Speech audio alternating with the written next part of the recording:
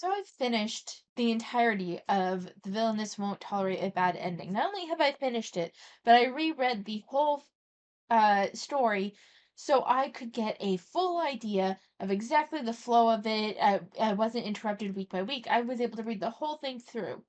And I can safely say that this story is the epitome of what happens when the full potential of a story is not realized.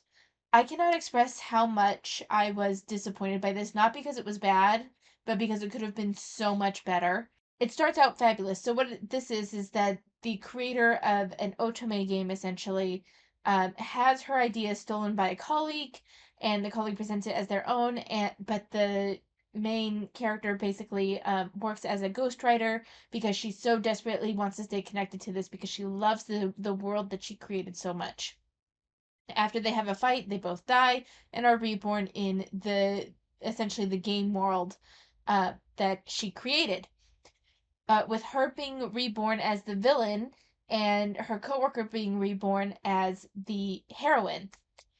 And from there, it just kind of is a you can kind of guess where it kind of goes from there. But it's really interesting because you get to see the story change. We get a lot of information. Things feel like they're flowing really well.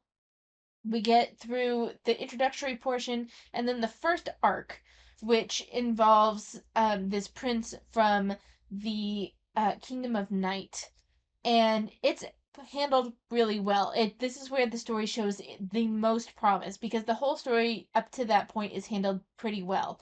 We get some character development, we get to see how the characters interact, we get to see how the colleague that had been reborn doesn't really fit in with the world, and then we get what could have been three separate acts all scrunched into the last 20 chapters.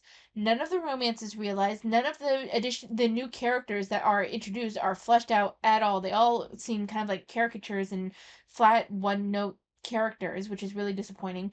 And then a character that had been introduced fairly early in the story has a very disappointing ending. I don't even know why that happened. And everything just kind of falls apart. We even get hints that there was supposed to be more to the story because she had created more for the game world, but we never got to see it.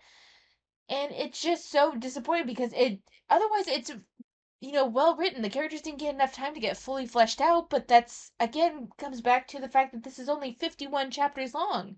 This could have easily been a 150 chapter story. And it's just disappointing how it turned out.